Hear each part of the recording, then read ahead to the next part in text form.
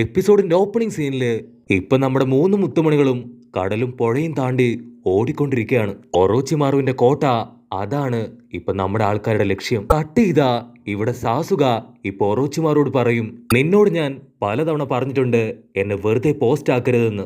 പുതിയൊരു ജിപ്സ് പഠിപ്പിച്ചു തരാമെന്ന് പറഞ്ഞിട്ട് നീ എന്നെ ഇത്രയും നേരം പോസ്റ്റ് ആക്കി.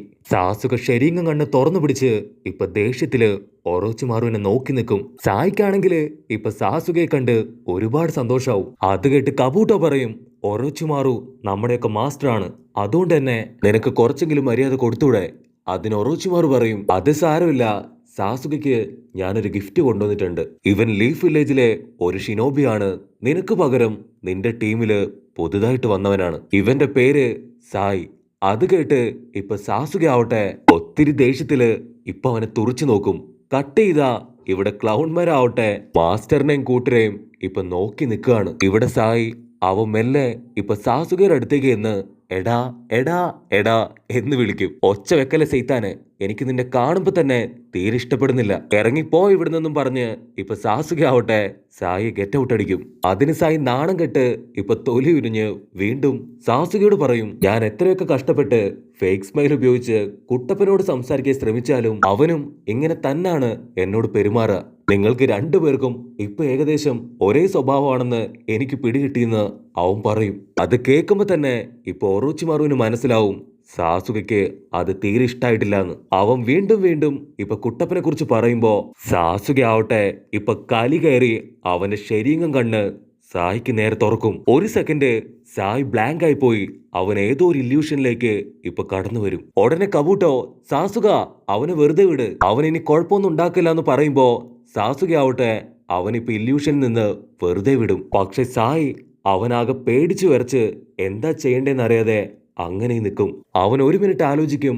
അവന് ഇമോഷൻസ് ഇല്ലായിരുന്നു, പക്ഷെ ഇപ്പോ അവന് ചെറുതായിട്ട് പേടി തോന്നാണ്. എനിക്ക് എന്താ സംഭവിച്ചേ, ഒന്നും പിടികിട്ടുന്നില്ല എന്ന് പറഞ്ഞ് സായി ആവട്ടെ ഇപ്പൊ വീണ്ടും കൺഫ്യൂസ്ഡ് ആവും. അതിന് കബൂട്ടോ പറയും, നീ സാസുകയോട് സംസാരിക്കുമ്പോ അത് വളരെ കെയർഫുൾ ആയിരിക്കണം. അതിന് ഒറോച്ചിമാറും പറയും, സാസുക അവൻ ഓൾറെഡി ഇപ്പൊ ഒരുപാട് ദേഷ്യത്തിലാണ്, അതുകൊണ്ട് അവനോട് സംസാരിക്കുമ്പോ വളരെയധികം കെയർഫുൾ ആയിരിക്കണം. അതിന് സാസുക അതൊന്നും മൈൻഡ് ചെയ്യാതെ, എനിക്കിനി സമയമില്ല, നമുക്ക് 1000 കാര്യങ്ങള് ഇനിയും ചെയ്തു തീർക്കാനുണ്ട്, നമുക്ക് എത്രയും പെട്ടെന്ന് ഇവിടുന്ന് പോകണം ഒറോച്ചിമാറോ എന്ന് ഇപ്പൊ സാസുക പറയും. അത് കേട്ട് സായി പറയും, കുട്ടപ്പൻ അവനിപ്പോ ഒരുപാട് കാലായി നിന്നെ അന്വേഷിച്ചുകൊണ്ടിരിക്കുകയാണ്. 3 വർഷമായി നീ ഗ്രാമത്തിൽ നിന്ന് പോയിട്ടെന്ന് എന്നോട് കുട്ടപ്പൻ പറഞ്ഞു. നിനക്ക് വേണ്ടി അവര് ഇപ്പൊ ഒരുപാട് കഷ്ടപ്പെടുന്നുണ്ട്. കുട്ടപ്പൻ നിന്നെ ഒരു ബ്രദറായിട്ടാണ് കണക്ക് കൂട്ടുന്നതെന്ന് പറയുമ്പോ അതിനവൻ പറയും, എനിക്ക് ഒരേ ഒരു ബ്രദറേ ഉള്ളൂ, അവനെ കൊല്ലാനാണ് ഞാനിന്ന് ജീവിച്ചിരിക്കുന്നതെന്ന് പറഞ്ഞ് ജിപ്സ് ഉപയോഗിച്ച് അവിടുന്ന് മറഞ്ഞു പോകും. അത് കഴിഞ്ഞ് ഒറോച്ചിമാറു ഇപ്പൊ ഒരു ബിങ്കോ ബുക്ക്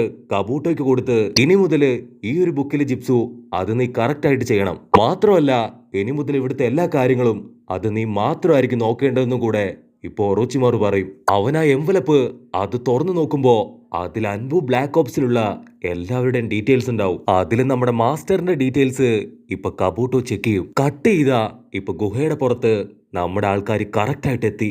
കുട്ടപ്പൻ ചോദിക്കും, ഇവിടെ തന്നെയാണോ നമ്മുടെ സാസുകയുള്ളേ? അതിന് മാസ്റ്റർ പറയും, എനിക്കറിയില്ല, പക്ഷേ എന്തായാലും ഒറോച്ചിമാറും കബൂട്ടോയും സായും അവര് 3 പേരും ഇവിടേക്ക് തന്നെയാണ് വന്നത്. മാസ്റ്റർ പതിയെ ഇപ്പൊ ആളുടെ ക്ലൗഡിനെ അങ്ങനെ തന്നെ ചെറുതാക്കി മാറ്റി ഒരു സീഡാക്കി എടുക്കും. മാസ്റ്റർ ആവട്ടെ ഇപ്പൊ പോക്കറ്റിൽ നിന്ന് അടുത്തൊരു സീഡ് കൂടെ എടുത്ത് സാക്കുറയ്ക്കും കുട്ടപ്പനും കൊടുക്കും. പേടിക്കേണ്ട ആവശ്യമില്ല, നിങ്ങൾ 2 പേരും ഇത് ഓരോന്ന് കയ്യിൽ വെക്കണം. നിങ്ങൾ എവിടെ പോയാലും ഈ ഒരു സീഡ് ഉപയോഗിച്ച് എനിക്ക് നിങ്ങളെ ട്രാക്ക് ചെയ്യാൻ കഴിയും. ഇതൊരു പ്രത്യേക നിഞ്ച ടൂളാണ്. സായിയുടെ ബോഡിയിലും അവന്റെ ഫുഡിലും ഞാനിത് കലക്കി കൊടുത്തു, അതുകൊണ്ടാണ് കറക്റ്റായിട്ട് നമുക്ക് ഈ ലൊക്കേഷൻ കണ്ടുപിടിക്കാൻ കഴിഞ്ഞത്. അതിന് കുട്ടപ്പൻ അത്ഭുതപ്പെട്ട്, അതെപ്പോ ചെയ്തു, ഞങ്ങൾ അറിഞ്ഞില്ലല്ലോ. അതിന് മാസ്റ്റർ പറയും, അന്ന് സ്വിമ്മിംഗ് പൂളിൽ വെച്ച് ഞാൻ നേരത്തെ എഴുന്നേറ്റ് പോയി അവന്റെ ഡ്രസ്സില് ആദ്യം ഈ സീഡ് ഒളിപ്പിച്ചു. അതിനുശേഷം വലിയൊരു പാർട്ടി നടത്തി അവന്റെ ഫുഡില് ആ ഒരു സീഡ് ഞാൻ കലക്കി കൊടുത്തു. ഓൾറെഡി ഹൊക്കാഗയ്ക്ക് അവനെ കുറിച്ച് ഒരുപാട് സംശയമുണ്ട്, മാത്രമല്ല അവൻ ഡാൻസോടെ ശിഷ്യനാണ്, അതുകൊണ്ട് തന്നെയാണ് അത്രയും കാശ് ചെലവഴിച്ച് ഞാൻ വലിയൊരു പാർട്ടി നൽകി അവന്റെ ഫുഡില് ആ ഒരു സീഡ് അത് ഞാൻ വെച്ചു കൊടുത്തത്. ഇപ്പൊ മാസ്റ്റർ നിർബന്ധിക്കും, ആ ഒരു സീഡ് അത് വിഴുങ്ങ്. അപ്പൊ തന്നെ കുട്ടപ്പനും സാക്കുറയും മറ്റൊന്നും നോക്കില്ല, ആ ഒരു സീഡ് അത് വിഴുങ്ങും. ഇവിടെ കബൂട്ടോ ആവട്ടെ ഇപ്പൊ സായയും കൂട്ടി ആ ഒരു ഗുഹയ്ക്കുള്ളിലൂടെ എവിടേക്കോ പോയിക്കൊണ്ടിരിക്കുകയാണ്. ആ ഒരു ഗുഹയിലൂടെ ഇപ്പൊ നടന്നു മുൻപോട്ട് പോകുമ്പോ സായി ചോദിക്കും, ഇവിടെ ഒറോച്ചിമാറുവിന്റെ ഒരുപാട് ശിഷ്യന്മാരുണ്ടല്ലേ, അവരെയൊക്കെ കണ്ട് ഞാനൊന്ന് ഹായ് പറഞ്ഞാലോ? അത് കേട്ട് കബൂട്ടോ, വേണ്ട വേണ്ട, അതിന്റെ ഒന്നും ആവശ്യമില്ല. മാത്രമല്ല ഈ ഒരു ഗുഹയില് ഇപ്പൊ നമ്മൾ 3 പേരും മാത്രമേ ഉള്ളൂ. ബാക്കി എല്ലാവരും ഇപ്പൊ മറ്റ് സ്ഥലങ്ങളിലാണ്. മാത്രമല്ല നീ ഞങ്ങൾക്ക് ഒരുപാട് പ്രധാനപ്പെട്ടവനാണ്. അതുകൊണ്ട് നിനക്ക് ഒരു കുറവും വരാതെ നോക്കേണ്ട കടമ അതെന്റെ ആണെന്ന് പറഞ്ഞ് ഇപ്പൊ കബൂട്ടോ അവനുമായിട്ട് മുൻപോട്ട് പോകും. പുറത്ത് മാസ്റ്റർ ആവട്ടെ ഇപ്പൊ തല മണ്ണിൽ വെച്ച് അവരുടെ മൂവ്മെന്റ്സ് അത് കറക്റ്റായിട്ട് ഒബ്സർവ് ചെയ്യും. മാസ്റ്റർ പറയും, നമ്മൾ വളരെയധികം കെയർഫുൾ ആയിരിക്കണം. ഇങ്ങനെയുള്ള സമയത്ത് നമ്മൾ പോകുന്നത് ഇപ്പൊ ഒറോച്ചിമാറുവിന്റെ അടുത്താണ്. അതുകൊണ്ട് തന്നെ ഓരോ മൂമെന്റും അത് വളരെ ശ്രദ്ധിച്ചു വേണം. എന്തായാലും എൻട്രൻസ് വഴി നമുക്കിപ്പോ അകത്തേക്ക് കയറാൻ കഴിയില്ല. അതുകൊണ്ട് തന്നെ ഒരു ടണൽ ക്രിയേറ്റ് ചെയ്ത് അതിലൂടെ അകത്തെത്തണം. മാസ്റ്റർ അത്രയും പറഞ്ഞ് ഒരു ജിപ്സി യൂസ് ചെയ്യുമ്പോ അവിടെ ഇപ്പൊ വലിയൊരു തുരങ്കം തന്നെ ക്രിയേറ്റ് ആയി വരും. മാസ്റ്റർ, ഞാൻ ആദ്യം ഈ ഒരു ഗുഹയിലേക്ക് ചാടി അകത്തേക്ക് പോവാം. കുഴപ്പമൊന്നുമില്ലെങ്കിൽ ഞാൻ സിഗ്നൽ തരാം. അപ്പൊ തന്നെ നിങ്ങളും ഈ കുഴിയിലേക്ക് ചാടി എന്റെ പിന്നാലെ വരണം. മാസ്റ്റർ ഇൻസ്ട്രക്ഷൻസ് ഒക്കെ കൊടുത്ത് ഇപ്പൊ കുഴിയിലേക്ക് ചാടി മുൻപോട്ട് പോകും. കുട്ടപ്പ മനസ്സിൽ വീണ്ടും സാസുകയെ ആലോചിച്ച് ഇത്തവണ തീർച്ചയായിട്ടും സാസുകയെ ഞാൻ തിരികെ പിടിക്കും. അപ്പൊ കറക്റ്റ് ടൈമില് ഇപ്പൊ മാസ്റ്റർ സിഗ്നൽ കൊടുക്കുന്ന കേട്ട ഉടൻ തന്നെ കുട്ടപ്പനും സാക്കുറയും ആ കുഴിയിലേക്ക് എടുത്തു ചാടും. അതേസമയം കബൂട്ടോ ഇപ്പൊ സായി കൂട്ടിക്കൊണ്ട് ഒരു റൂമിലേക്ക് പോയി. ഇതാണ് നിന്റെ റൂം.